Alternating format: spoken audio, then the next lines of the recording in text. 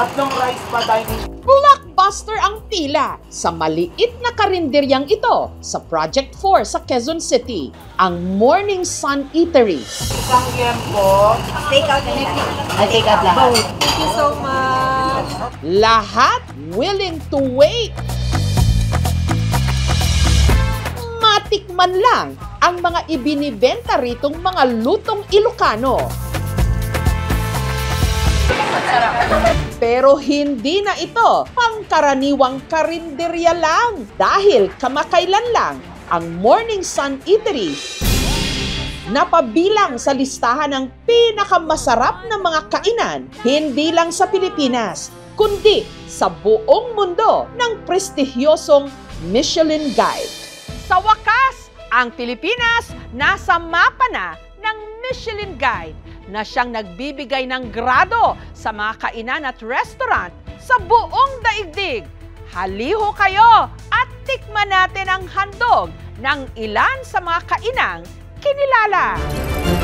Sa loob ng mahigit isang siglo, kinikilala ng Michelin Guide sa pamamagitan ng kanilang secret inspectors ang mga namumukod-tanging kainan na kapag napili, ginagawa ng tinatawag na Michelin Stars.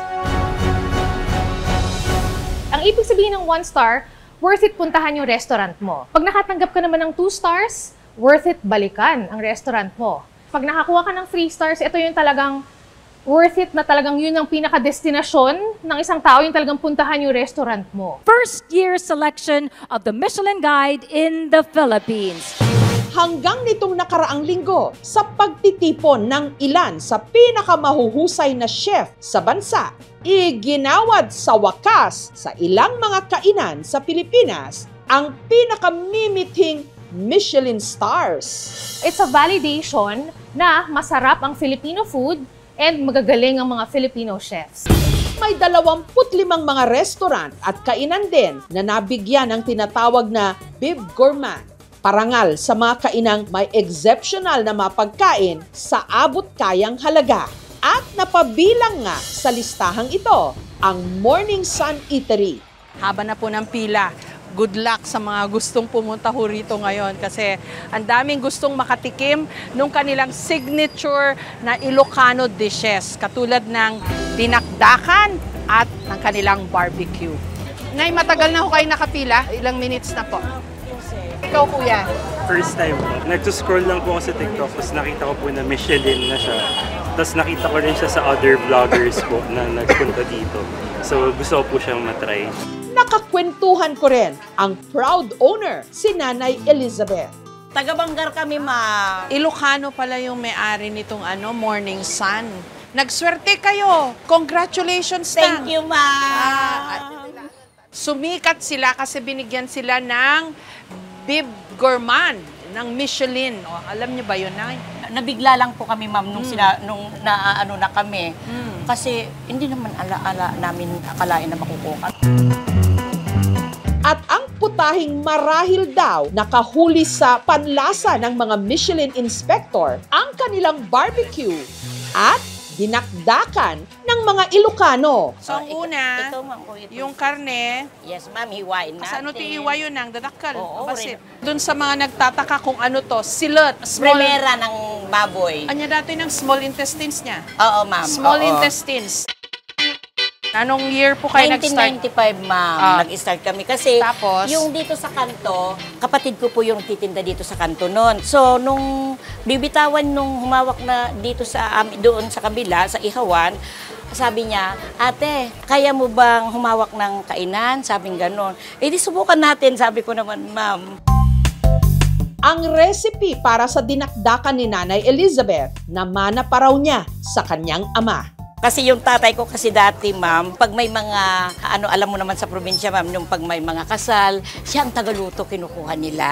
Ideally, ulo ng baboy kasi konti lang ang taba. Tapos may texture kasi cartilage, yung malambot na Kailangan malambot buto kasi, na ma'am. crispy pag kinagat. Tapos dila, tapos atay. Yun ang mga parte na ginagawang dinakdakan. ilang taon na kayo nang magto-30 years na kayo. Oo, ma'am. Anong sikreto para magtagal? Sipag at tiyaga, ma'am. Tulong-tulong naman kami yung mga anak ko dito. Nakatapos nga sila, ma'am, pero sabi nung panganay ko, dito na lang daw po sila, ma'am. So bukas kayo anong oras na 8, ma'am. 8 a.m. hanggang? Hanggang 10, ma'am. Wow! Minsan, pag mga mag-alas 10 na, may tatawag sa amin. Huwag muna kayo magsasara. Mga 6 na sasakyan kami. O di inaantay namin, ma'am. Sayang din yun, di ba? Oo nga. Walang particular na hiwa si nanay kahit sa karne. Yung suka nyo na, sukang Ilocos, sukang puti. Sukang puti, ma'am. Sukang puti na. Ito yung secret ingredient niya, utak ng baboy. Yun lang, mataas po sa kolesterol to. So, hinay-hinay na lang po. Mekos-mekos na. Okay, ayan. Ilang 30, kilo ma'am. po? 30 kilos? Oo, ma'am. 30 kilos na dinakdakan ng ginagawa ni Nanay Beth araw-araw. Ganyan kabenta. Tikman na natin.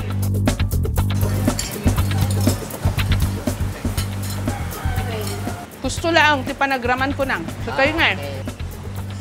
Kasi ako... Hindi, ako okay lang. Okay na na. Kaya yun ang dinada yung customer namin kasi alam nila, ayaw nila ng maalat eh. Oo nga. Merong mga banyaga na pumunta rito. Meron din, ma'am. Pero hindi nyo alam na yun yung mga...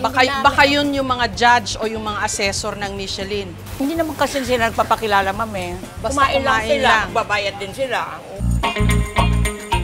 Itong adobo, kada kaldereta. Siyempre, hindi ko na pinalagpas na tikman ang iba pang mga luto ni Nanay Beth. Kabilang na ang isa sa mga paboritong almusal ng mga Ilocano, papaitan.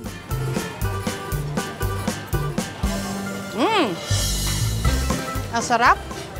Nagimas, apo, mangantayo. Harap. Para akong umuwi sa La Union. Sarap. Mga vlogger daw kayo. Yes po. Anong tawag sa inyo? Bex Friends po. Bex Friends. Ano po, Ma'am Uy. Jessica? Bex Friends. Aha. Bex Friends. Oh, yan. Anong kinain nyo? Lahat po nung nandun sa menu, in order po namin. Okay. Yung last ko po titikman yung barbecue nila. Masarap? Sarap! Oy, parang exage naman to. Ganito siya, sabi niya. Ang sarap! Kagatin mo naman muna para authentic. Kailangan lasahan ko muna bago ko mag-react. Ikaw react agad eh. Yung mga panlasa ni nanay na nilagay, hindi na overpower yung lasa ng karne. Dahil? Ano po yung smoky na... Oy. Anong pinakagusto mo sa lasa? Yung utak, parang nagka-utak din ako. Kasi may mga sikat na chef, si Erwan Yusaf, si Chef JP Anglo. Nakipirma na rin ako sa kanilang autograph wall.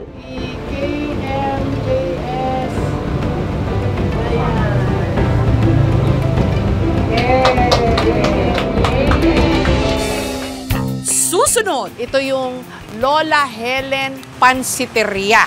Puntahan natin sila. Sahog muna tayo. Ano specialty nyo? Bihon con lechon. Yan. Oh, marunong si Ma'am Jessica mag-halo talaga. Oo. Parang mama ko na nagluto. Oo. Pwede ko na kayong kompetensyahin. Ayun yan. Natatalo na ako sa ito. Hindi po.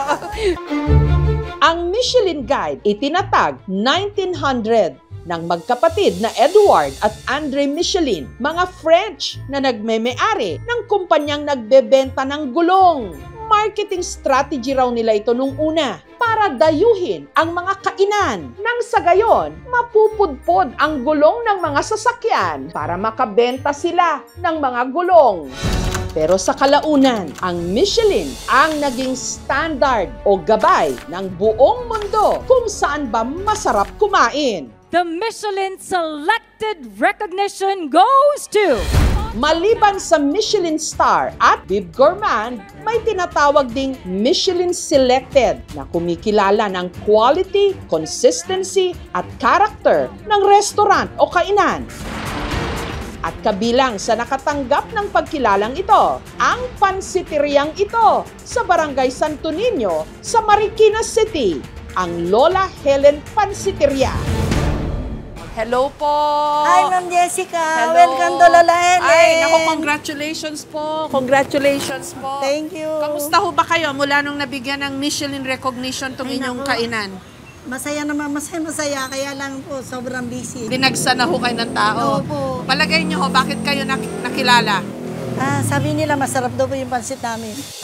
Naalala niyo po ba na pumunta rito yung mga assessor o yung mga judge ng... Hindi po. Hindi rin namin alam na kasama kami dito. Pasok ko kami. Halika po. Oo. Pasok kayo dito.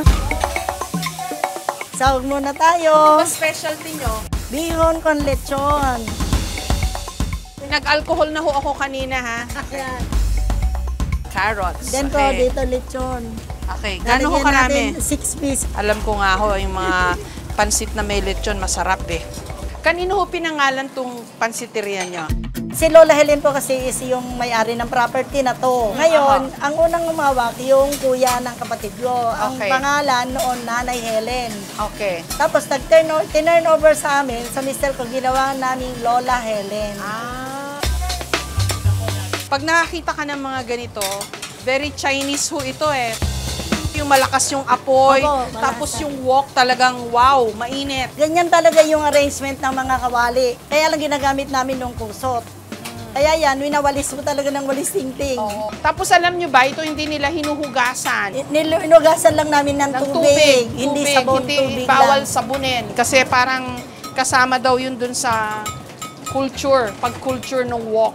Ayan na, umuusok na yung wok. Ayan Yun na. ang sikreto. Oh. Ayun. Tapos mabilis, di ba? Opo. Yan. Yehey! Lalagyan natin ng toyo. Yan, Ayun, toyo. Tama ba halo ko, kuya? Tama? Pag mali yung halo mo, hindi masarap. Yan, dalawang sabay. Ayan. I have it in my jeans. O, ilagay na natin tong pansit. Ilagay natin ng sabaw. Ayan. Oh, marunong si Ma'am Jessica mag-halo talaga. Oo. Kailangan takpan kasi para ma-steam. Ayan na. Ilang minutes po tatakpan? 2 minutes lang. 2 minutes. Parang mama ko na nagluto. Oo. Pwede ko na kayong kompetensyahin. Ay, yun yan. Natatalo na ako sa ito. Hindi po. Hindi po. Ayan na.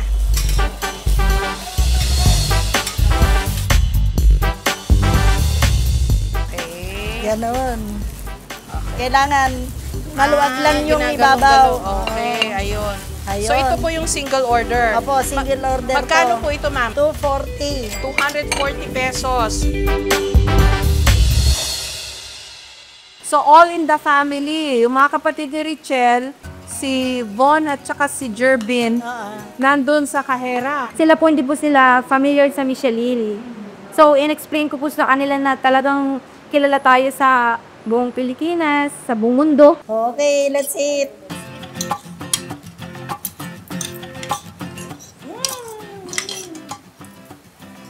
Sarap. Yung simpleng-simple, swabeng-swabe, pero nalalasahan mo, malinamnam. Kasi siguro yung ipinansabaw nila at saka yung mga karne, may smokiness. Yun talaga. Kasi yung apoy ng wok, yun ang sikreto talaga sa Chinese cooking. Ano pong nagawa nitong restaurant na to sa buhay niyo, ma'am? Malaki. Siyempre, dito lahat ng galing. Pinangaral ng mga bata. Nakabili kami ng mga bahay namin. Tatlo. Di ba nila mabilang yung kanilang bahay? Nagtatalo si Ma'am at saka si Sir. Tatlo Mga lang. bahay nila. Katas ng pansit.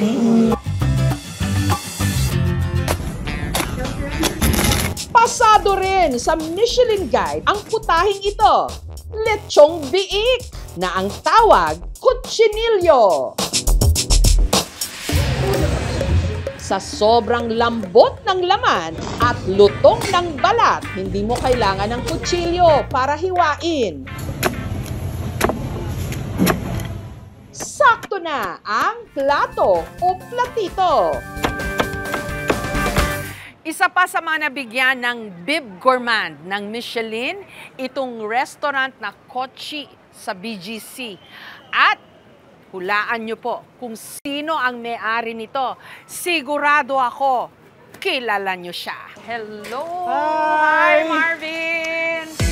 Say hello to actor turned chef, Marvin Agustin. Thank you for Congratulations!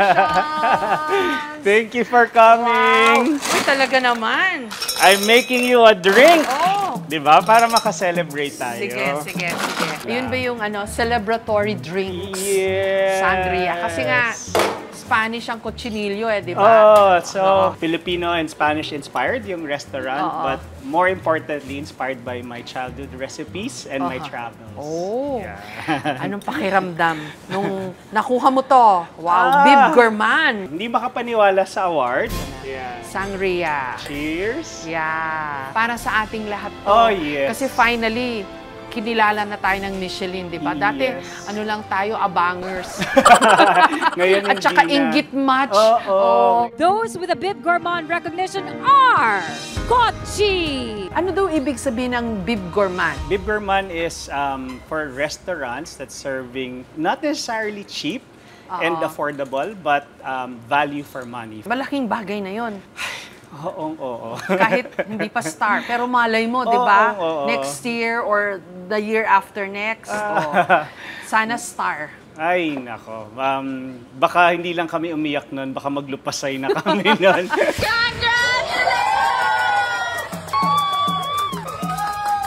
Kamusta after nyo manalo? Nag-triple. They're actually celebrating with us. These are parang mga loyal customers namin who's been coming here. Siguro tinitignan nila kung ano yung level ng restaurant na merong Michelin guide kasi this is something very unfamiliar to Filipinos. Miski nga sa akin, honestly, medyo unfamiliar ako dun sa buong process. Up to early this year, wala kang kamuang-muang? Parang kumalat sa industry that they were here late last year. Ah, talaga?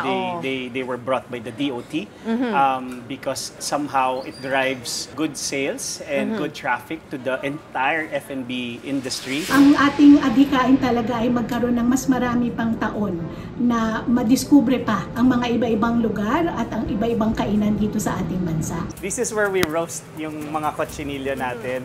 Ito, baka masunog. Papakita ko sa iyo. Ito yung ating cochinillo that we've been roasting for almost 3 hours. Wow. So, nagva-vary yung cooking time sa laki ng cochinillo, pero yung laki naman niya, konti-konti lang yung laki. Hello! Ayan, hello, little piglet! Ayan. Okay. Marinated in our 12 herbs and spices for minimum 24 hours. Kwento mo nga, bakit sa lahat ng putahe, ito yung napili mong signature dish? Well, I love lechon. Minsan nagbabiyahe pa ako ng Cebu para lang kumain ng lechon pag ako'y nalulungkot. So during pandemic, I learned how to bake. Yung kaibigan ko na nagsusupply ng malaking ovens, binigyan niya ako ng Gibbs. Ano bang pwede kong gawin? I love pork. So naisip ko suckling pig. So buti isang supplier, tinuruan niya akong mag-butterfly ng biik. Tapos mahilig akong magtimpla ng mga rubs, sa steak, sa ganyan. So dilagay ko yung kung paano ko na-imagine na magiging masarap ang isang cochinillo. Mula nun, parang ang dami nag-i-inquire, pa-order, pwede mo mag-order. Nagustuhan nila. So now, we are in BGC. Pero Marvin, di ba, yung kwento mo is kwento rin ng pagbangon. Kasi alam ko nagkaroon ka ng problema di ba? Yes.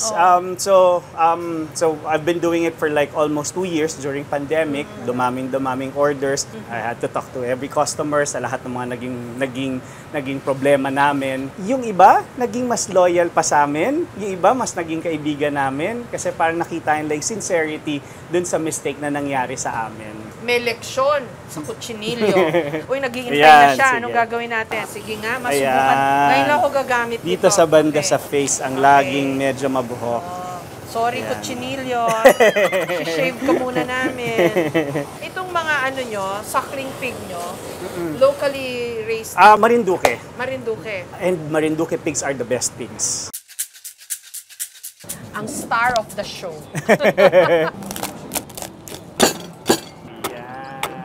Tapos, we encourage actually our customers na gamitin yung kamay nila. Alam ko ang best part doon sa likod batok. naman. Ang galing mo naman. Napaghahalata. Mahilig sa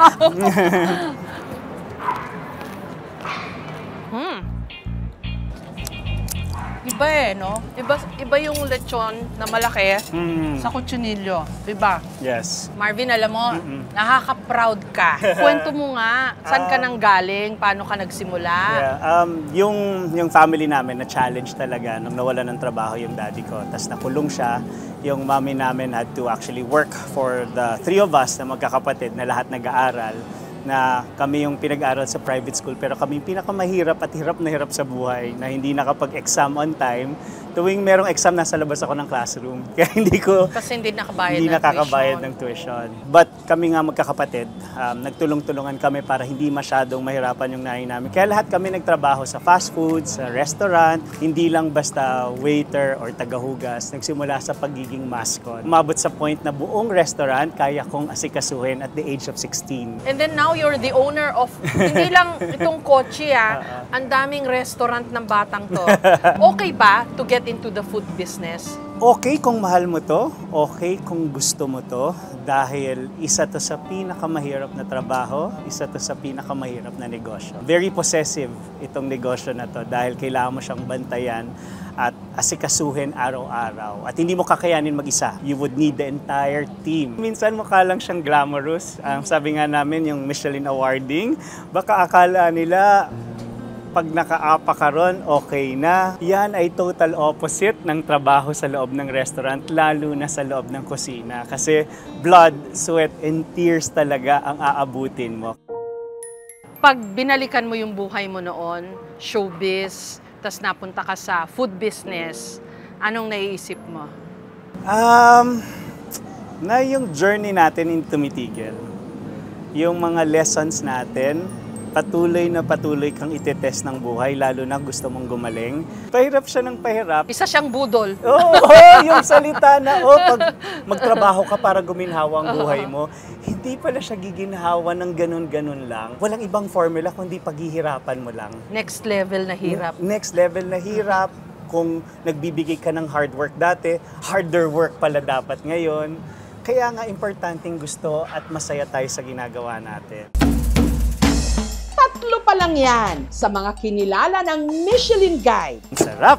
Sa mga susunod na linggo, titikman din natin ang handog ng mga naka 1 star, 2 stars, at iba pang mga pinili sa kategoryang Bib Gourmand at Selected. Ang sarap!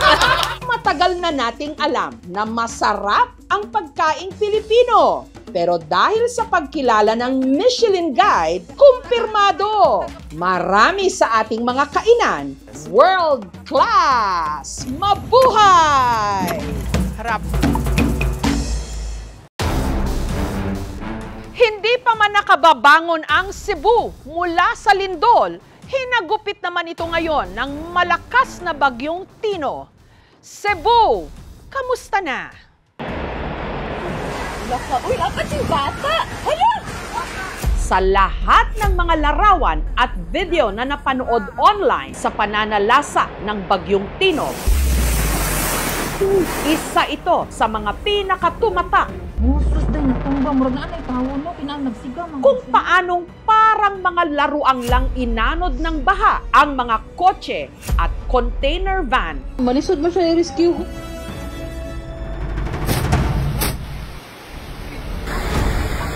Sa mga bahayan naman, ang ilang mga residente sa pilitang sinira na ang kanilang kisame para makaakyat sa bubong. Bago sila naabutan ng tumataas na tubig. Sa taas naman ng baha sa barangay Kutkot sa bayan ng Liloan, mga bubong na lang ang matatanaw. Sa gilid ng Mananga River sa Talisay City, paabot na lamig rescue. Alo, naikaw ma. Ang lalaking ito tinangay ng baha habang nakatungtong sa bubong. Kuya! Paninggamot, kuya! Ayun. Maya-maya pa, siya'y napatalon. Kuya, dali! Hanggang sa mga oras na ginagawa ang ulat na ito, wala pa ring balita kung siya'y nakaligtas. May mga bata na kung sa ano-anong paraan na inilikas. Sige na, ampi. May inilagay sa ref na itinawid pa sa kable sa pagitan ng mga bubong. Habang nire-rescue, Pati mga alagang hayop hindi nakaligtas.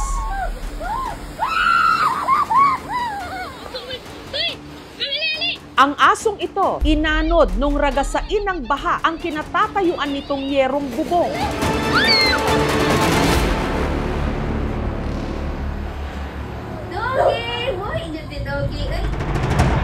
Ang mga ilog, umapaw ng husto. Nalubog ang mga kalsada, mga kabahayan, pati na mga kabuhayan. Sa marami sa mga video, maririnig ang mga panawagan. Please town, rescue, daghan kayong tao sa ubos, maluoy taon mo. Please.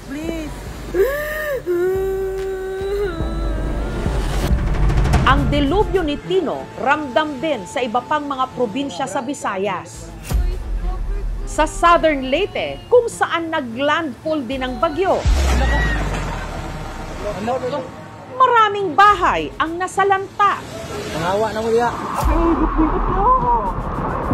Sa Canlaon City, sa Negros Oriental, ang baha may kasamang naglalakihang mga bato at putik mula sa nag-aalborotong Canlaon Volcano.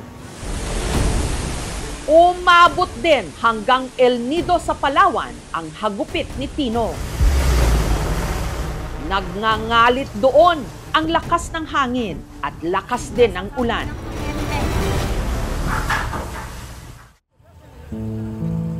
Pagkatila ng ulan, nakapanlulumo ang mga naiwan. Ang mga kabahayan sa ibaba ng tulay sa Talisay City sa Cebu, halos mabura na. Hindi malayo sa sinapit ng Tacloban City nung bagyuhin sila ng Super Typhoon Yolanda. Nagdeklara na ng National State of Calamity ang Pilipinas dahil sa nangyari sa Kabisayaan. Sa Negros, hindi bababa sa 44 ang mga namatay. Sa Cebu, mahigit 100 at daan-daan din ang hanggang ngayon nawawala.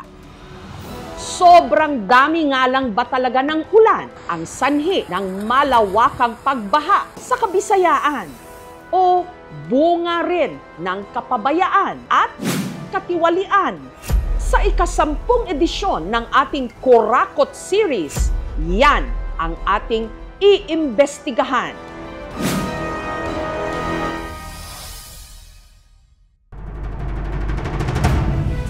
Nung Biyernes, lumipad ako pa Cebu. Sa eroplano pa lang, klaro kung bakit malala ang baha. Yan, sinisira kasi yung mga bundok. Hindi na tayo dapat magtaka kung bakit bahang-baha. Narito na po tayo sa Cebu. Puntahan po muna natin yung evacuation center kung saan nagsilikas yung mga tinamaan po ng matinding pagbaha. Yung mga nakapanghihinang larawan online ng mga sasakyan na patong-patong lang na inagos ng baha.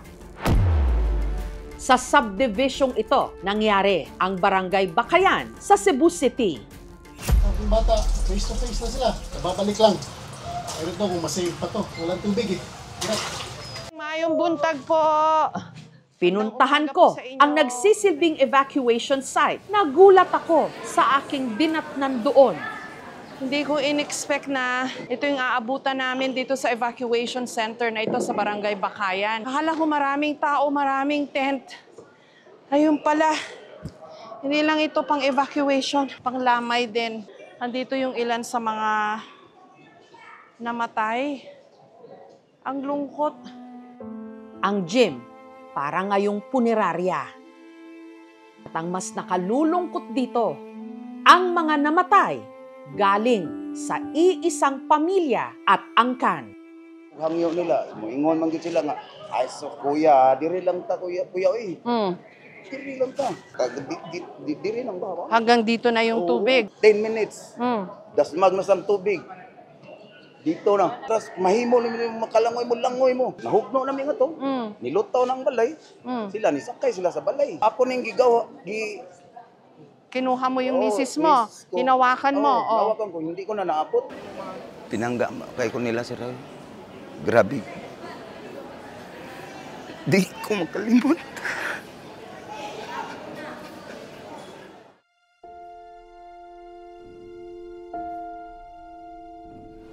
Kung kalimot ani mga bata, sir. Di mawa, sakit kay guys sa kundughan.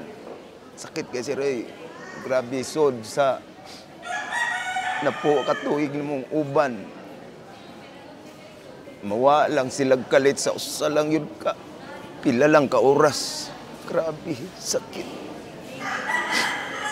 Sakit yun kaayo. Ayon sa Pag-asa, ang ibinagsak na ulan ng Bagyong Tino sa Cebu, 428 millimeters sa loob lang ng 24 oras. Aralan mo ba? Aralan mo! Halos singdami ng ibinagsak ng Bagyong Ondoy sa Rizal at Metro Manila noong 2009. Ito po ay ibinuhos lamang for one whole day. Umapaw ang Kotkot River sa bayan ng Liloan na nagdulot ng malawakang pagbaha.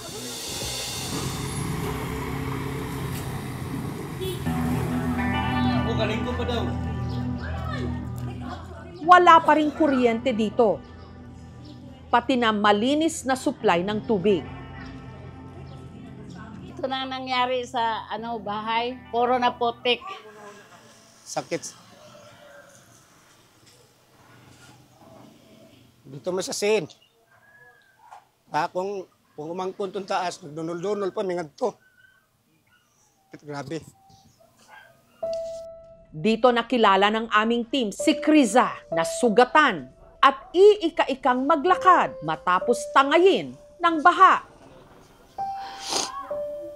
Hindi raw inasahan ng pamilya ni Criza na ganun kabilis ang pagtaas ng baha sa kanilang barangay.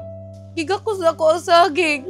Siya, anod-anod ko sa saging, naigo ko sa mangga. Saging ni Sakaras ang kumbalik. Hanto na, abot ko sa gapnon. Dito ko nikat-kat, kaya dili man maunlod ang gapnon. Nikat-kat ko, hanto na, ubos ang tubig. Ano, bigyan akong patay, nasan ko? Di ko na ko, ginoong, maulan eh, pasalo ako. Pinalad man si Criza, pero hindi ang kanyang mister at dalawa nilang mga anak.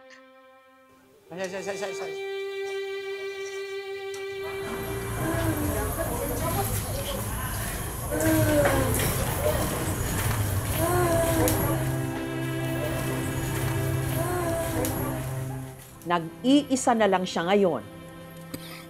Kasabot. Wala ko'y pamilya. Wala ko'y ulian. Ang masaklap pa rito, pati ang nanay Calixta ni Criza, inanod din sa baha at hanggang ngayon, hindi pa nakikita. Isa rin sa pinaka-nakaranas ng matinding puot ni Tino ang Talisay City sa Cebu, kung saan 7 ang namatay.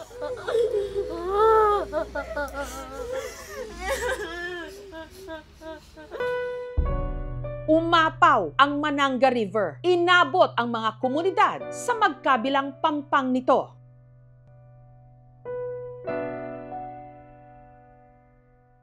Andito na po kami sa tabi ng ilog, sa syudad po ng Talisay dito sa Cebu. Bagamat may mga ilang istruktura na nakatayo pa rin, like mga bahay, wala, halos buong kabahayan dito wasak. Halos na wipe out sila nung baha na umapaw mula sa ilog. Walang bahay na pinalagpas ang baha kung hindi wasak, malaki ang sira.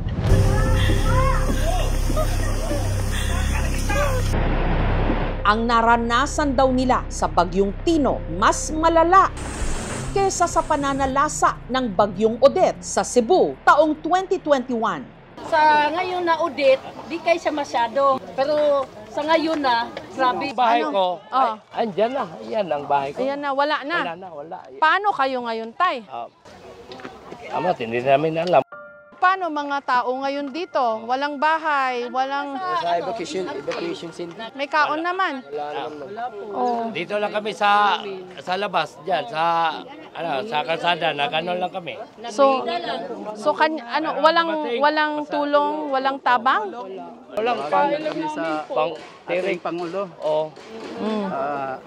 Mabigyan mo kami. Bigyan niyang nabang para makaahon kami ng ano. Wala na kaming bahay mauwian. Ito na lang po natira. Wala na po yan.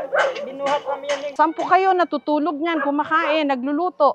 Nanghihingi po kami doon sa kalsada. Nung audit, ma'am, hindi na ubos yung mga bahay.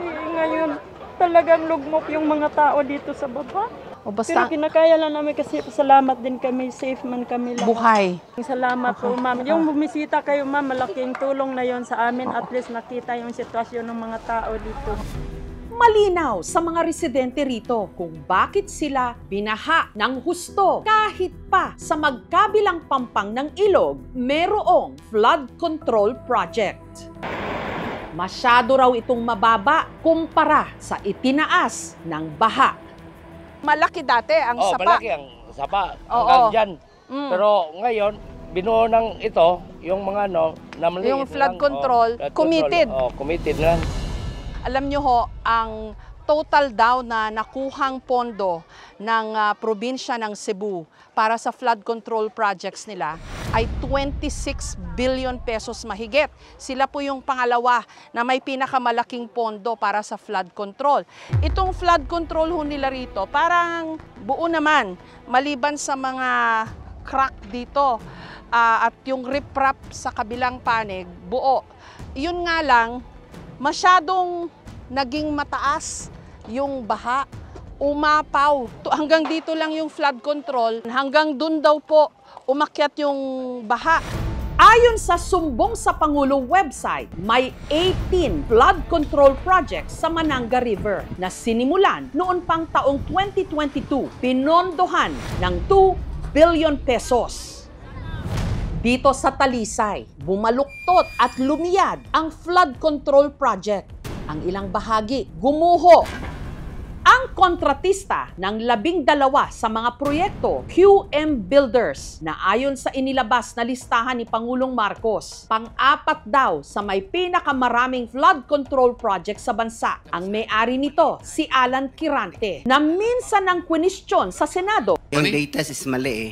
Kasi ang totoo, yung 414 projects na nakuha sa QM, totoo lang is only 86 projects. Para alamin kung nagkulang ba ang mga flood control projects sa Mananga River, ininspeksyon ito ng isang pribadong structural engineer, si Engineer Ramon Gitamundo. Dapat saan pataas siya. Para ito, para same level lang sila. Probably the embedment of the sheet pile is less. Saka posible din na yung thickness ng sheet pile is kulang kasi nag-bend siya. It should be designed for the worst scenario. May issue talaga sa design or sa construction or maybe both. Sinubukan naming hingan ng pahayag ang QM Builders pero hindi sila tumugon sa aming mga mensahe. It is not a one project thing. It is supposed to be a system of projects. Let's say, 5 proyekto yan na magtutulungan dapat. Pero kung ang na-implement mo lang ay 1 o 2, pilay yung sistema. Isa pa sa mga pinuputakti ngayon ng paninisi ng mga tiga Cebu, ang itinatayong high-end condominium project na ang disenyo para raw Banawe Rice Terraces. Ito ang Monterrasas de Cebu, proyekto ng inhinyero, entrepreneur at content creator at celebrity din na si Slater Young. Bagamat matagal nang inumpisahan ang proyekto, ngayon lang inanunsyo ng DENR na iimbestigahan nila ito. Hey guys, I spent... Taong 2023, naglabas ng pahayag si Slater Young. We continue to engage even more expert groups and environmental advocates to look over our plans. And our goal here is to listen. Sa nangyari sa Cebu, malakas ang ulan, may mga kabundukan tayo eh. Kung ang bundok ay puno ng mga puno, yung velocity ng tubig kasi masasalo ng puno, then it would trickle down. Pag nawala yung mga puno, sa sobrang bilis ng tubig, wala nang chance na ma-absorb siya ng lupa. Hindi rin naman kasi may iwasan ng development because of the growing population. But you have to strike a balance between development and preservation. Samantala, kaninang madaling araw, nagsimula ng manalasa ang Super Typhoon Uwan sa iba't ibang bahagi ng Pilipinas. Narito ang ilan sa mga videos na nakuhanan.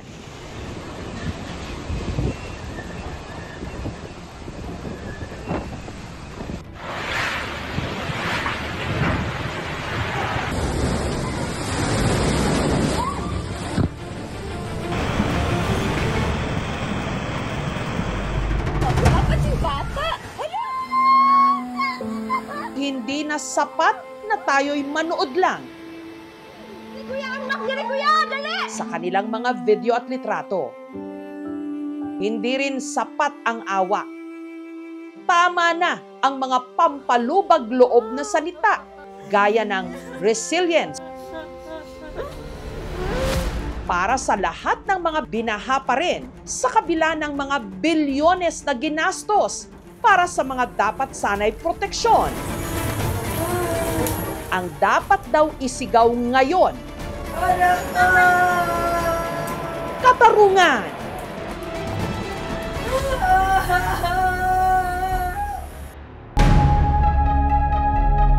Isa po sa mga tampok na kwento sa Gabi ng Lagim the Movie ang tungkol sa mga berbalang kung tawagin, kinatatakutan dahil kumakain daw ang mga ito ng bangkay. Sa pinakadulong isla ng Pilipinas, pagkagat ng dilim, gumagapang dito ang takot. Meron daw kasi ritong gumagalang mga nilalang na ang puntirya, hindi lang ang mga buhay, pati na raw mga patay. Lumipad sila, ubos, malo sila, supsupon nila. Ang tawag nila sa ganitong nilalang, balbalan o berbalang. Ang paniniwala ukol sa mga berbalang ang pangalawang tampok na istorya sa KMJS Gabi ng Lagim the Movie na mapapanood na simula November 26 sa mga sinehan. Pagbibidahan ito ni Sanya Lopez, Rocco Nasino at Elijah Canlas sa direksyon ni Direk Dodo Dayaw, kilala sa paggawa ng horror films na sumasalamin sa takot at trauma ng lipunang Pilipino. I'd like to think it's a very interesting story because it's really about a brother and a sister taking care of each other. Energizing kasi matagal na akong hindi nagdi-direct. Ginanahan kami mag-shoot ulit. At ang kwento tungkol sa mga berbalang, hindi gawa-gawa lang. Katunayan, noong 1890s, isang explorer mula Great Britain ang di umano nakasalamuhan nito, si Ethelbert Forbes Skirchley. Ang kanyang engkwentro sa berbalang na ilathala pa sa libro ni Rupert Gould na Oddities, A Book of Unexplained Facts. Ang berbalang inilarawan na may matang katulad sa pusa, may pakpak na para namang sa paniki, at mahahaba ang mga kuko na siya raw gamit nila sa paghuhukay sa mga nakabaong bangkay. They dig open the graves and eat the entrails of the corpses. Ang mga paglalarawan ni Skirchley, isang siglo na ang nakalipas, tumutugma sa kwento ngayon katulad ng testimonya ni Jenny Lynn. Taong 2016, habang ipinagbubuntis daw ni Jenny Lynn ang kanyang pangatlong anak, kung ano-anong kababalaghan daw ang kanyang naranasan. Pati yung pagbuntis, marinig namin magdaan, yung tinig nila ba? Nailuwal naman daw ni Jenny Lynn ang kanilang sanggol, pero lumaki itong sakitin. Di yun makatulog yung anak ko isang gabi, masakit talaga yung tiyan niya. Naglabas yung asawa ko, pati yung anak ko na binatilyo. Tapos nagpausok na sila doon sa likod ng bahay namin. Kasi parang tingin namin nandyan sila. Sabi ng anak ko, "Ma, may nakita ako tao doon sa puno ng nyug. Ganyan daw yung pakpak niya." Tapos nawala na, hindi na nakita. Mahal, bilisan mo! Mahal! Kinabukasan, hindi raw bumubuti ang lagay ng kanyang anak. Dinala namin yung anak ko sa clinic. Hindi na rin maano ng dextrose kasi madami na talagang tusok yung katawan niya. Hinanap na yung ugat sa ulo niya. Marami na yung tusok kahit sa ulo, sa paa. Sinubukan pa raw nilang dalhin ang kanyang anak sa mas malaking pagamutan sa kabilang isla. Pero dahil sa layo ng kanilang lugar, hindi na ito umabot pa roon. Makina ng speedboat na sira. Doon na rin na ng hininga yung anak ko sa gitna ng laot. Tay, berbalang tay! Hinala ni Jenilyn ang di umano engkwentro niya sa Berbalang nung gabing nagkasakit ang kanilang anak. Isa na raw masamang pangitain. Yun, sabi nila pag may nagkasakit, magpunta sila. Parang nag-aantay sila na mamatay na. Yun ang gusto nila. Kasi yun ang puntahan nila. Yung tulad ng anak ko. Magpahanggang ngayon, hindi pa rin nawawala ang takot ni Jenilyn sa mga Berbalang. Ayoko kasing banggitin yung pangalan nila kasi marinig nila. Matakot kami, sir. Sa patuloy na pagsiyasat ng aming team sa maalamat na Berbalang, may lumapit sa kanila. Ang babaeng itago natin sa pangalang Marie. Pinapatotohanan daw niya na ang Berbalang hindi lang alamat o kwentong bayan. At hindi lang daw niya ito nakainkwentro, kundi kadugo pa raw niya. Inapo ko, Berbalan. Kita ako indagbos niya. Tagna siya lumupad tao. Pagha lumupad na siya, manjari na siya biya manok-manok. Di umano, personal din daw niyang nasaksihan ang pagbabagong anyo ng kanyang lola. Nagdaig kami kumulang iban siya.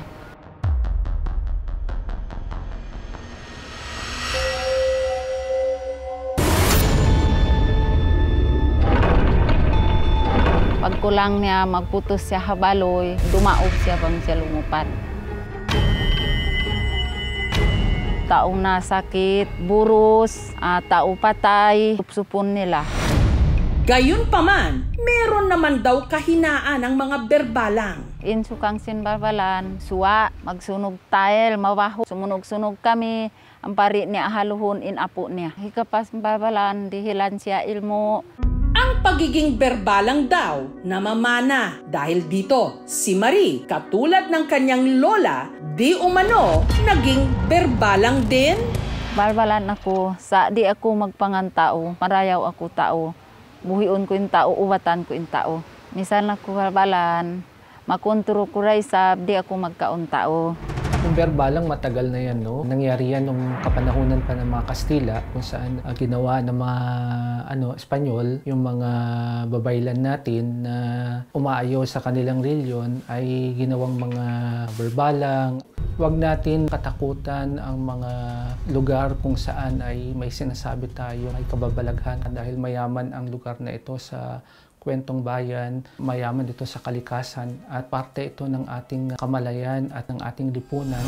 Ang takot na hinahasik ng mga Berbalang tampok sa KMJS Gabi ng Lagim, The Movie, na mapapanood na ngayong November 26 sa mga sinehan. Kaya siguruhin pong isama ang buong barkada at pamilya para meron kayong kasama. Dahil baka hindi nyo ito kakayaning mag-isa. Buong pagmamalaking inihahandog ng GMA Pictures at ng GMA Public Affairs ang taunang inaabangang Halloween special ng Kapuso Mo Jessica Soho na ngayon isa ng ganap na pelikula. Mapapanood na ito sa mga sinehan simula November 26 at narito na po ang official full trailer ng KMJS Gabi ng Lagim, The Movie.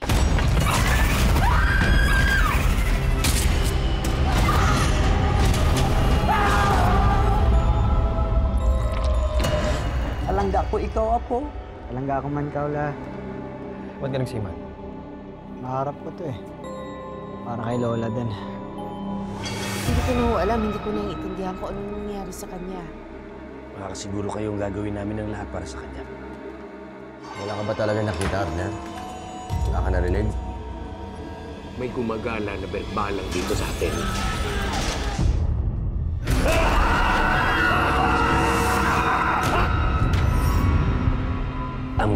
pangangambangang puso't isip, ginagamit yan ng demonyo para kumapit sa kaluluwa ng tao.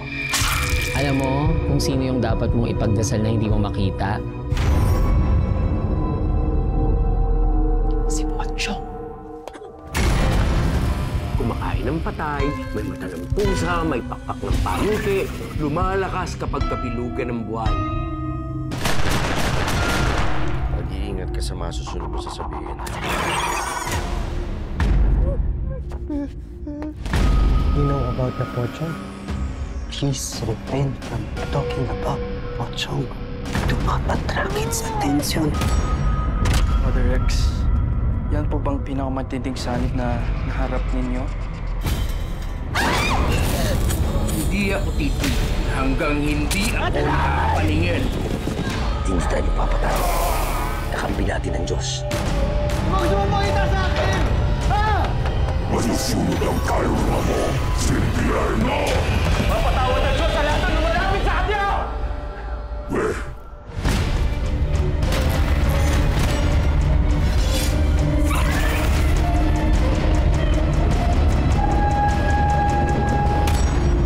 Ito po si Jessica Soho at ito ang Gabi ng Laging.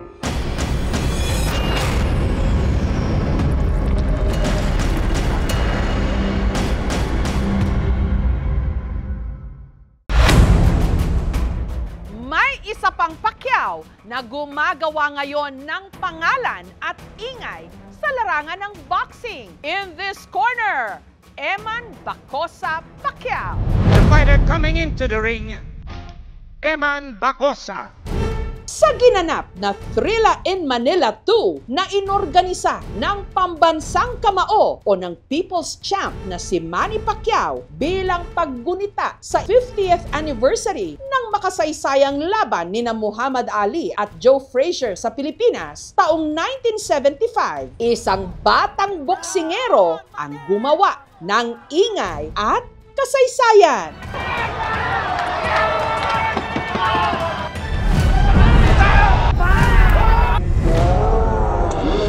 Matagumpay kasi niyang nadepensahan ang kanyang undefeated record na 7 wins, 0 loss, 1 draw at 4 knockouts.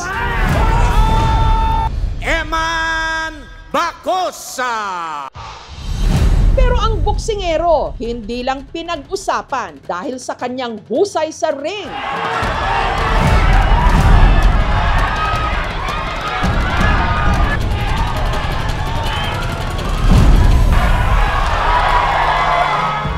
Higit sa lahat dahil sa kanyang pangalan.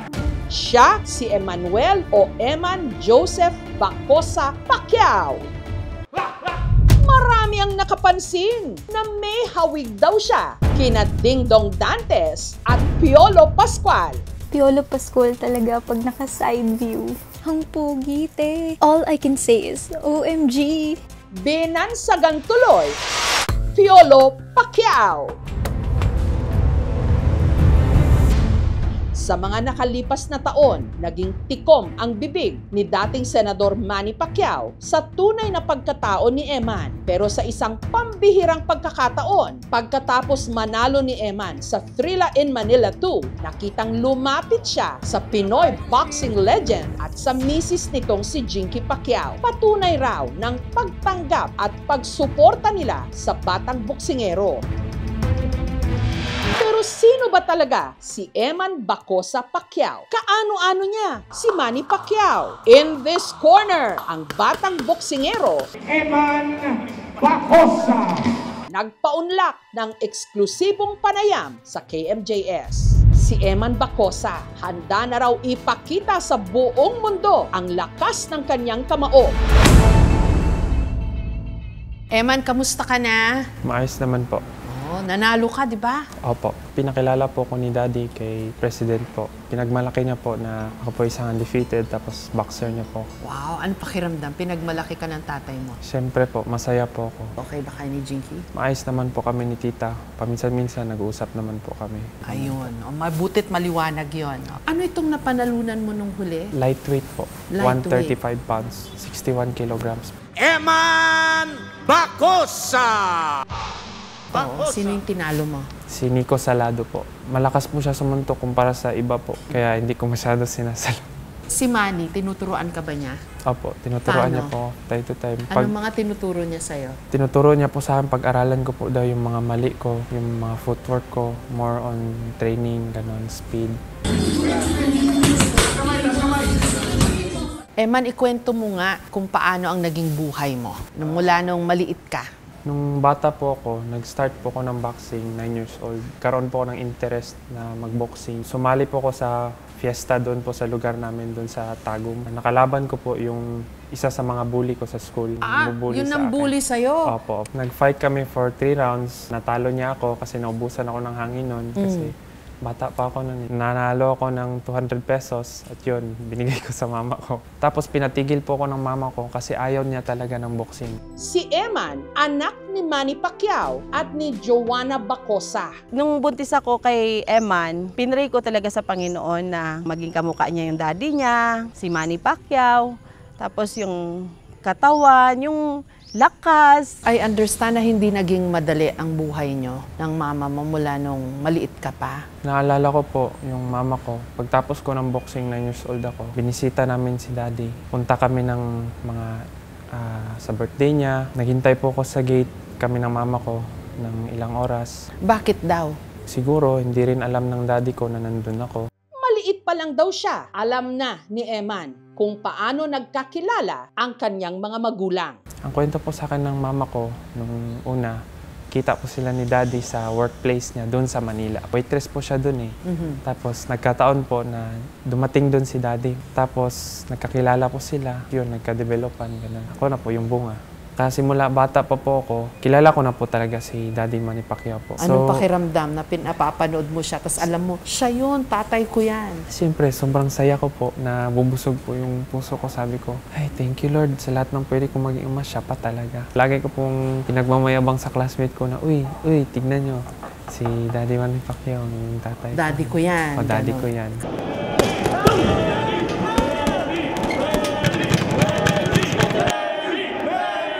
Kaso binubuli ka rin. Mahirap rin po. Kumbaga may benefits po as a Pacquiao, meron rin pong disadvantage. Oh. Bakit ka raw nila binubuli? Kasi anak po daw ako ni Pacquiao. Tapos minsan sabihin nila na, tara, suntukan tayo. Tapos paglabas ko ng gate, nabugbugin na nila ako. Grabe, no? Porque anak ka ni Pacquiao, binubuli ka nila. Araw-araw po yun. Minsan tatakas po ko sa likod ng paralan para maiwasan ko po sila. Ang daddy mo, anong kwento niya sa'yo? Nagtatanong ka ba, ba't di kayo magkasama? Nung maliit pa po ako, naintindihan ko na kaagad yung sitwasyon. Maaga po akong na-matured sa mga nangyari po sa buhay ko. Naintindihan ko po na meron rin po siyang sariling pamilya, kaya hindi na po ako masyado nagtatanong bakit. Katulad daw ng kanyang ama, si Eman, laki sa hirap. Hindi naging madali ang buhay mo? Hindi po naging madali talaga. Feelings ko po yung gutom, hirap, financial problems. Pasensya ka na ha, hindi ka sinuportahan ng daddy mo nung bata ka pa? Sinusuportahan naman po from time to time, binibigyan po. Pero hindi naman po talaga as in araw-araw. Nung natapos ang ugnayan ng ina ni Emma na si Joanna kay Manny Pacquiao, nag-asawa ito. Una ko talagang nasasaktan ako. Kaya nung bata ko, lagi akong makagalitin. Naiinggit sa ibang bata, lalo na pag nakikita ko yung may Father's Day, kita ko na kasama nila yung papa nila. I've always longed for my father's love ever since I was a child. I barely know him.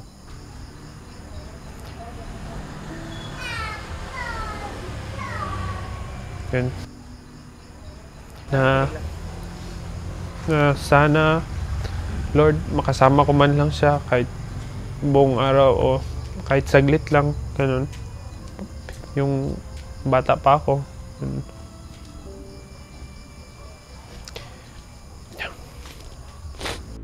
Kalaunan, nagtrabaho sa Japan si Joanna na meron ding lahing Hapon. Kung magpakananay tatay ka sa anak mo. Yun. Yung time na wala pa siya sa akin, yun talaga. Yun yung hirap na side. Pupunta ka ng Japan, magtatrabaho, iwanan mo anak mo. Yun yung mahirap noon. Titiisin mo yung lungkot, sakripisyo. naiwan si Eman at ang kanyang mga kapatid sa poder ng kanyang stepfather. Nung tumawag si Mama galing Japan, tinanong niya po kung maayos lang po ba kami. Hindi niya alam po. Halos wala na po kami makain. Minsan po, uuwi po siya ng lasing. Bubugbugin niya po kami. 12 years old ako. Kinuha kami ng mama ko doon. Hindi nagtagal, naghiwalay si Joanna at ang kanyang asawa. Pagkatapos, nag-asawang muli kay Sultan. Nung nagkakilala kami, sinabi niya na may anak siya. Hindi ko rin alam na anak siya ni Sir Manny. Nung lumabas na po yung visa ni Eman, na doon na sinabi ni Joanna sa akin na anak siya ni Sir Manny. Sa Japan, kung saan siya nanirahan kasama ang kanyang ina at ang kanyang stepfather na si Sultan, unang nag-training si Eman. Napunta po ako ng Japan nung 12 years old po ako. Doon po ako nag-aral ng Japanese for 5 years po. Doon na po ako parang pinayagan ni Mama na sige na, susuportahan kita sa pagboboxing mo. Pero nung una, di ba patakas lang daw? Opo. Kami po ni Papa, tumatakas po kami para mag-training. Pagtapos ko po mag-aral, gabi po nagtitraining po kami. Nung nalaman ni Mama, galit na galit po siya. Anong ginagawa mo sa anak ko?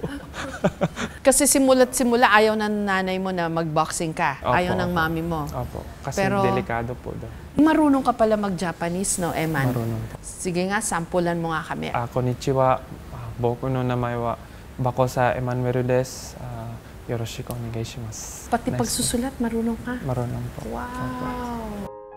Si Sultan ang tumulong kay Eman para maging boksingero na ayon kay Eman, ang siya raw pumuno sa lahat ng kulang sa kanyang buhay. Nahulog yung loob ko sa mga bata kasi makukulit saka mababait naman sila. Yung pagmamahal ko nga sa kanya, sabi ko sa kanya, anak, kahit buhay ko, ibibigay ko. Mapaayos lang ang buhay mo. Mahirap lumaki na walang ama. Kayo nagbigay ng suporta sa kanya. Opo. At saka konsentidor din. Sabi niya, kung may nangyari sa anak ko, manda ka sa akin. Sabi niya. Boxing talaga ang gusto niya. Nakatira ngayon sina Eman sa bahay ng kanyang tatay Sultan sa Antipas sa North Cotabato. Halika po, pasok po tayo. Ali po kayo at nang makade, joke lang. At nang makita niyo po yung bahay po namin. Kaso no entry, Eman. Sabi no entry. Hindi, huwag kayo maniwala dyan. Ako lang naman yung pipigil sa inyo. Ali po kayo. Tara, second floor po tayo. Ito po, natutulog at paminsan-minsan nagbabasa rin po ako ng manga. Umaga pa lang, todo ensayo na siya. Matakbo po ako ng 10 to 15 kilometers araw-araw para sa stamina ko po. Pagkatapos ko po mag-jogging ng 10 to 15 kilometers, shadow boxing po ako ng 6 to 4 rounds po for 3 minutes po. Tapos magsi-sit-ups po tayo ng 1,000 sit-ups po.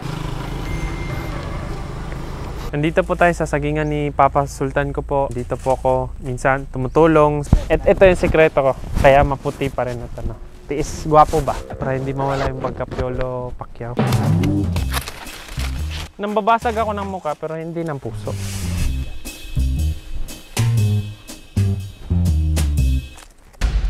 Dito po tayo sa gym, sa bahay ng stepfather ko. Noong June, lumipat po kami dito, galing Davao. Pina-renovate namin.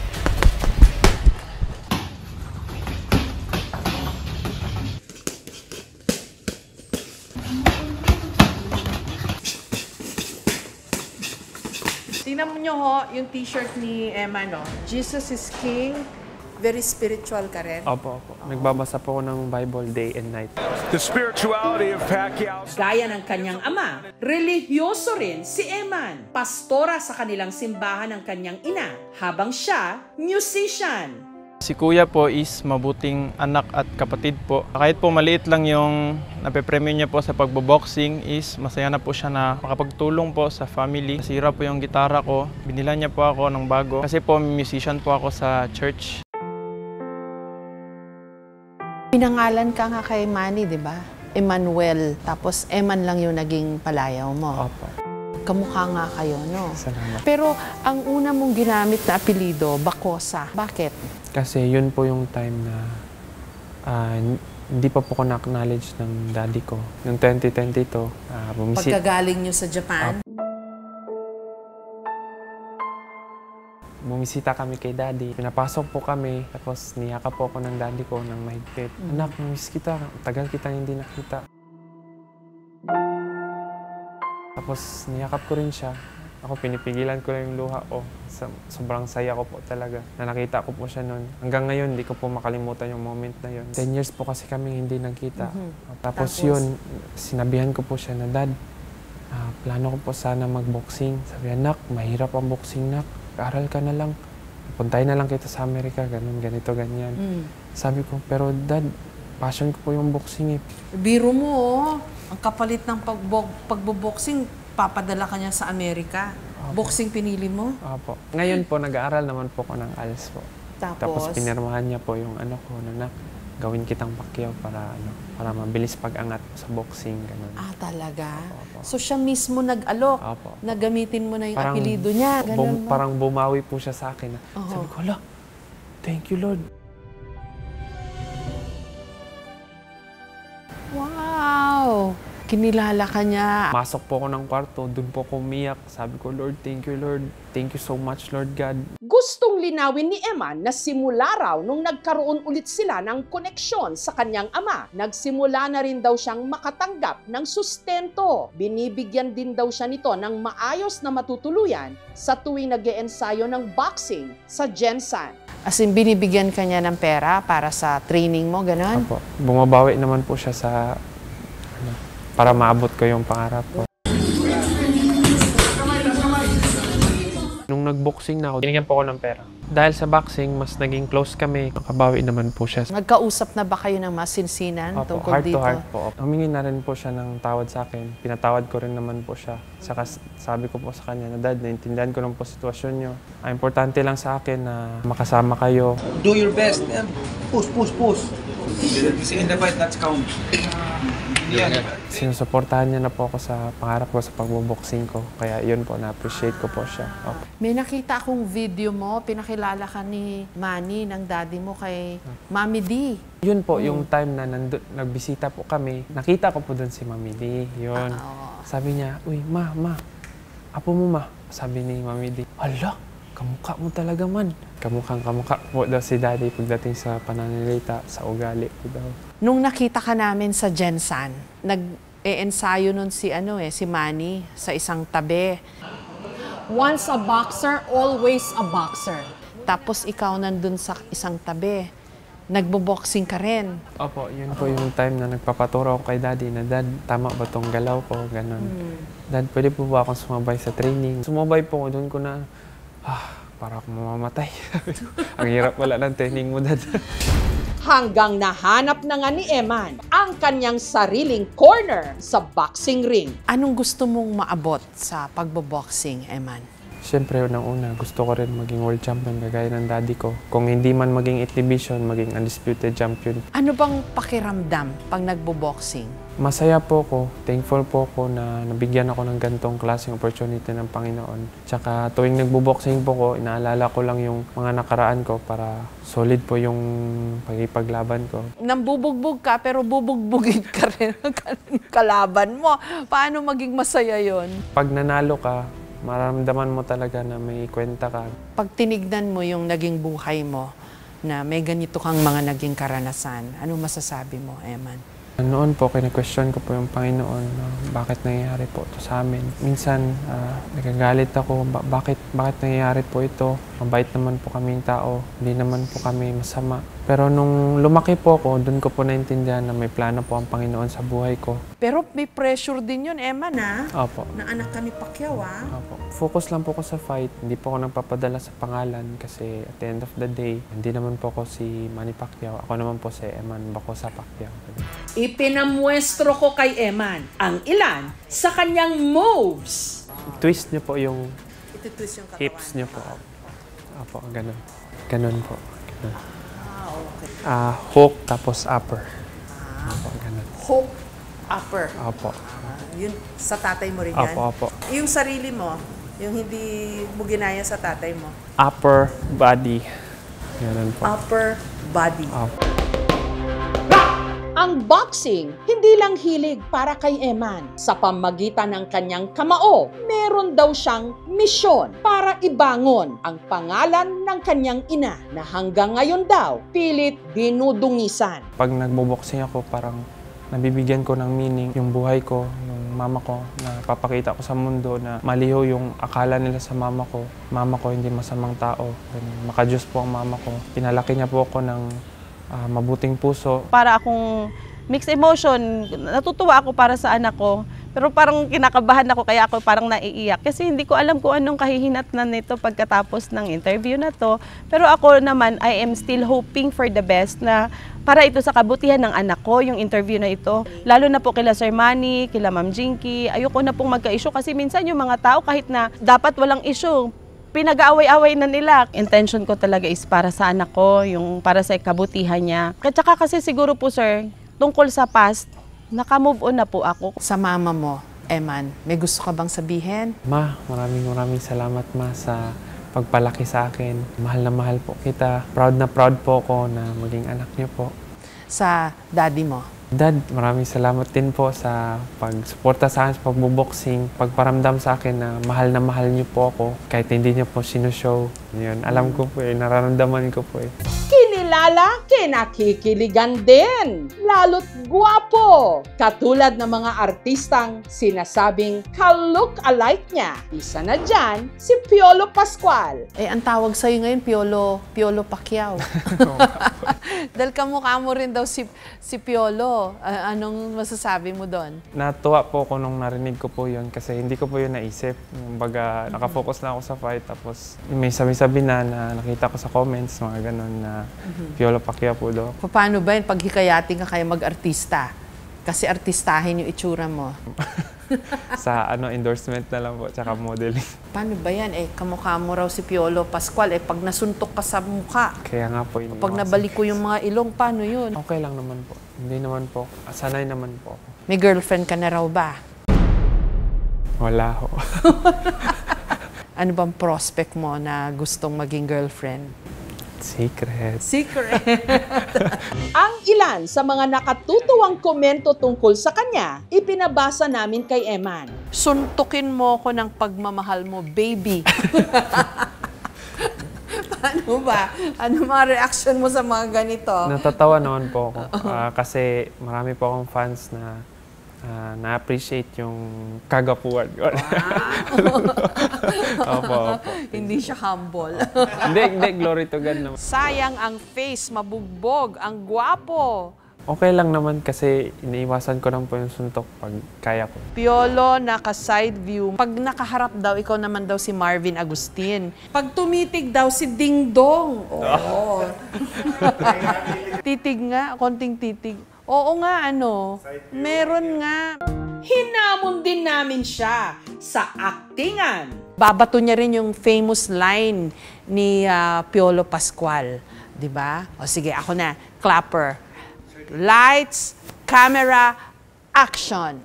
I deserve an explanation. I deserve an acceptable reason. Uy! Pasado! Pasado!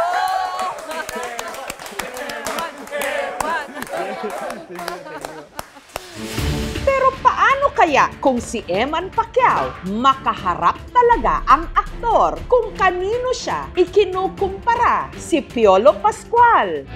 Nito lang Biyernes, si Eman pinapunta namin sa Malabon kung saan daw may shooting si Papa P. Ilang sandali lang, heto na ang kanilang paghaharap. Nice to meet you. Balita? Okay lang po. Ayos naman po. Napadalo ka? Gusto ko po makakilala yung kamukha ko po. Magkamukha ba? Magkamukha ba? yung feed, puro ikaw eh. Meron nga ako isang kaibigan eh. Sabi niya, Tal, mukhang may papalit na sa'yo ah. Ikaw na to. Ikaw naman. Siyempre, natuwa po ako yung narinig ko po na kamukha po daw kayo. Tapos, hindi ko po kasi naisip eh. Talaga? Ngayon, naisip mo na. Si Piolo, game na binigyan ng tips si Eman sa acting. Kailangan naramdamin mo muna bago mo sabihin yung linya mo eh. Kaya yung ginawa ko sa isang pelikula yung I deserve an explanation. I deserve an acceptable reason. Ang galing dito. Yes. Ikaw nga. I deserve an explanation. I deserve an acceptable reason. Panalo. Pwede. Thank you. Kinabahan ako din. Ito lang yung fight mo, ang galing mo eh. Thank you po. Paglaki ko, gagayahin kita. Kaya nagbo-boxing ako. Sumulaban tayo. Hindi, joke lang.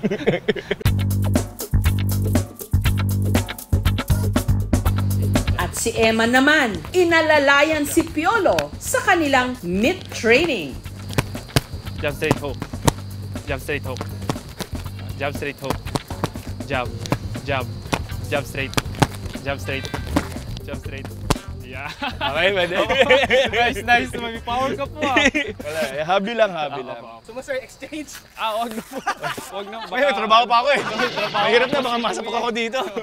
Thank you po ah. Thank you po. Thank you, man. Kung passion mo naman yan, kung gusto mo talaga, all out dapat. Tsaka talagang concentrate ka lang doon. Pero huwag mo kalimutan pag-aaral mo. Professional ka na, di ba, sa boxing? Opo, yes. Yun, tuloy mo lang. You're already inspired by what your dad has achieved. Importante rin talaga na yung skill set mo, kumbaga lagi mong, you never rest on your laurels. Makapagbigay naman advice, no?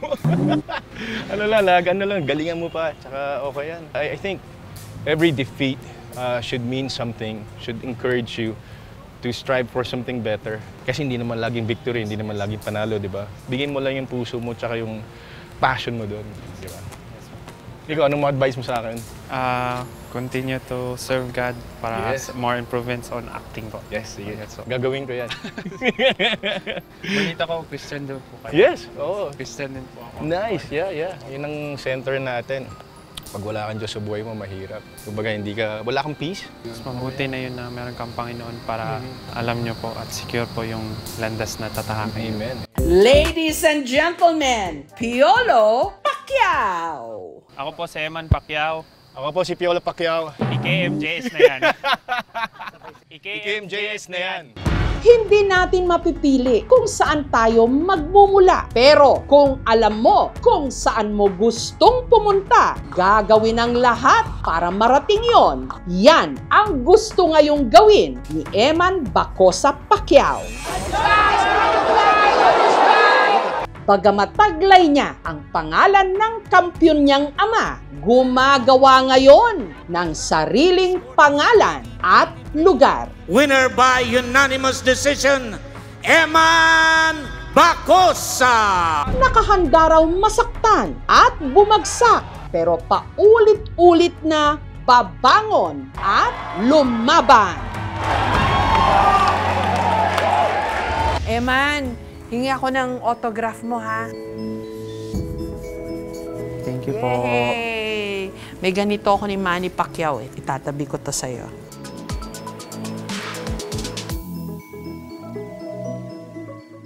Ang Jerusalem nasa bansang Israel. Pero ano itong pinaniniwala ng isang grupo sa Zamboanga del Sur na ang bago raw Jerusalem, ang bayan ng Dumingag? Sa sunod-sunod na malalakas na lindol at paghagupit ng sunod-sunod ding mga bagyo, marami sa atin kakaba-kaba kung ang ating kinaroroonan ligtas ba? Dili kuya, anak! Dili kuya! Dali! Pero may isang grupo ng mga mananampalataya na hindi raw nayayanig ng takot. Paniniwala kasi nila ang kanilang may likha, naglaan ng isang lupang pangako na magsisilbi nilang kanlungan sa pagtama ng anumang sakuna.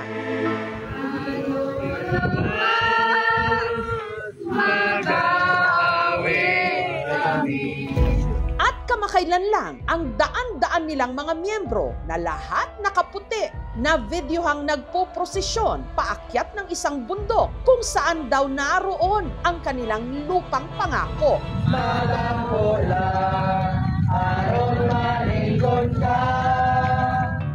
Pero hati ang opinyon ng publiko sa kumalat na video. It is a cult.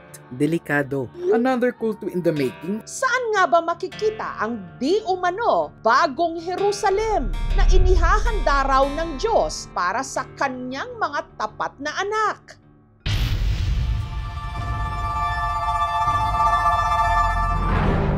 Mabigyang linaw kung sino o ano ba talaga ang grupong ito, nagsaliksik ang aming team at napag-alamang ang tawag sa kanila, Bishop of the Philippines Divine Missionary Church o BPDMC na mas kilala bilang mga Rizalista. At ang kanilang simbahan, matatagpuan sa tuktok ng bundok sa bayan ng Dumingag sa Zamboanga del Sur na kung tawagin nila Belen Bagong Jerusalem. Para marating ito, kailangang sumakay ng 4x4 pick-up. Habang binabagtas ang malubak na kalsada paakyat ng bundok, may mga madadaanang gusali. Mga simbahan daw ito ng BPDMC.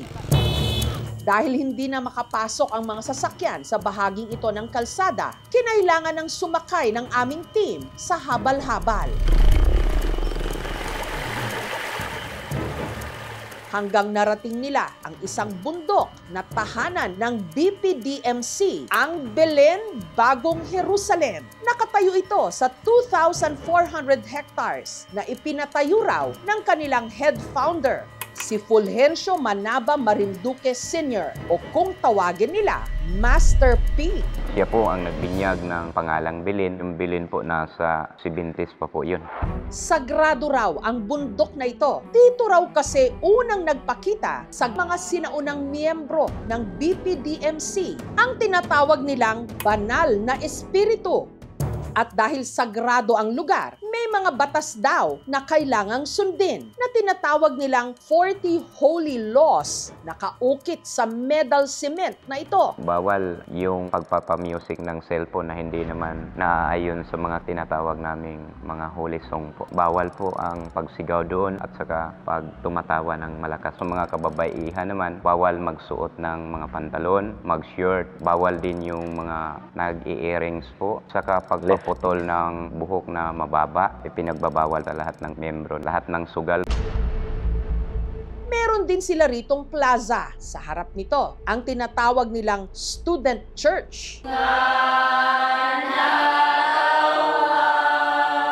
Doon sa student church, tudluan kay labi ang mga kasagarang membro namo. Adunay parts nga hintel sila. Tudluan sila saktong pamatasan, saktong hiyas, o unsang mga gawi nga ngayon namang itudlo.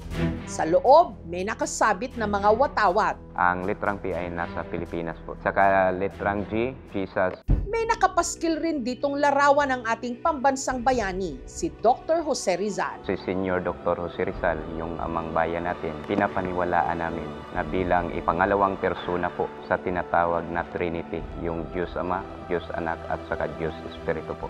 Sa palibot naman, may nakatindig na mga bahay kung saan nakatira ang ilan nilang mga miyembro. Dito ko po nakita sa bagong pakigsaad na nakapamubo sa balaan ng Espiritu. Ang Belen Bagong Jerusalem, dito itinatag sa Land of Promise. Sa kasalukuyan, umabot na raw sa 10,000 ang umanib sa BPDMC mula sa iba't ibang mga lugar sa Pilipinas. Tanda bilang miyembro ng BPDMC po ang mga medalyang ito na isinusuot po. Ibig sabihin, guided na po ng Holy Spirit. Tuwing October 16, ang mga miyembro umaakyat ng Bagong Jerusalem para ipagdiwang ang tinatawag nilang Pista ng Manolonda. Katumbas daw ito ng Pista ng Pentecost ng mga Katoliko o yung araw kung kailan bumababa ang Espiritu Santo sa mga alagad ni Jesus. Pero higit daw sa puok sambahan, naniniwala ang mga miyembro na ang kanilang itinuturing na Bagong Jerusalem sa bundok ang siyang magsisilbing kanlungan nila mula sa mga kalamidad at gulo. Kung sakaling darating man na may mga lindol or mga bagyo, doon po muna kayo sa mga kanya-kanya niyong mga simbahan. Doon kami magtitipon-tipon dahil holy area po yun.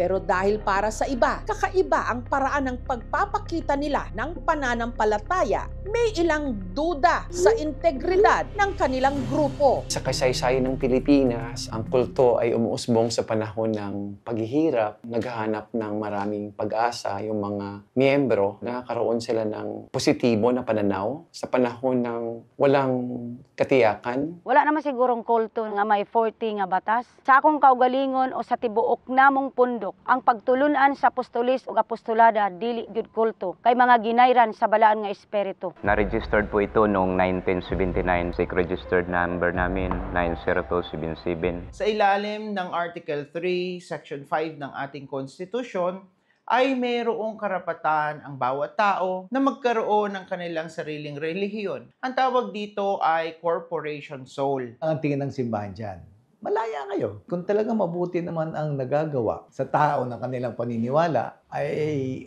okay din naman yun. Bakit hindi? Huwag lang ang kanilang samahan o movement ay papunta sa masama. Ano naman kaya ang masasabi ng mga eksperto sa paniniwala ng grupo na ang bagong Jerusalem di umano disaster-proof? Based on our hazard assessment, which was developed by the PHIVOLCS and the DOST, less ang kanyang possibility to have an erosion. It is safe for like tsunami. Pero hindi po natin masasabi na ligtas po sila sa bagyo at hagupit ng malalakas na hangin. The nearest fault line is 100 meters away. Para sa akin, pinaka-importante, i-respeto po natin ang isa't isa kung ano man ang kanilang paniniwala. Kanya-kanya man tayo ng kulay at mukha ng pananampalataya.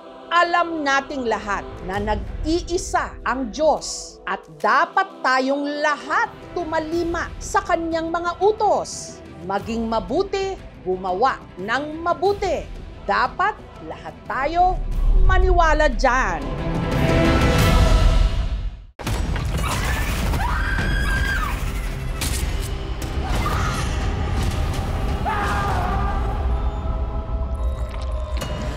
Alangga ko ikaw, Apo. Alangga ko man, Kaula. Ba't ka nagsiman? Maharap ko to eh. Para kay Lola din. Hindi ko na alam, hindi ko naiintindihan kung anong nangyari sa kanya. Makakasiguro kayong gagawin namin ng lahat para sa kanya. Wala ka ba talaga nakita, Abner? Wala ka narinig? May gumagala na balang dito sa atin.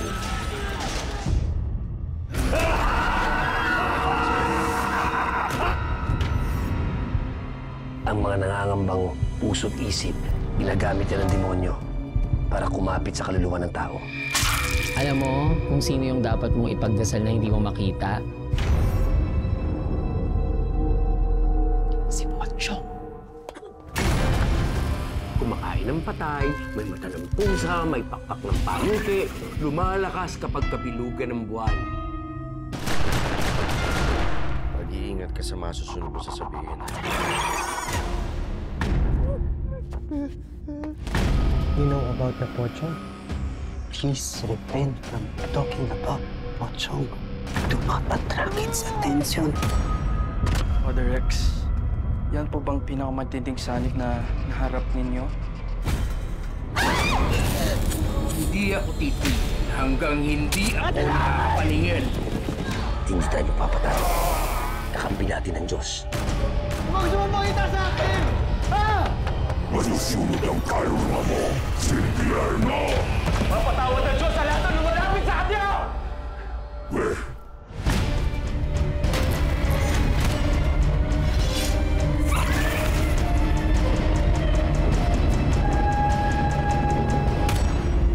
Ito po si Jessica Soho at ito ang Gabi ng Lagim.